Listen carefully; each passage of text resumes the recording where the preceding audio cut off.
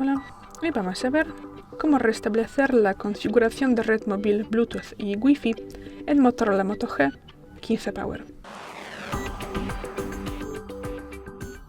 Para esto pasamos a los ajustes, luego tendremos que bajar y buscamos la pestaña Sistema. Aquí. Luego bajamos y abrimos aquí opciones de restablecimiento.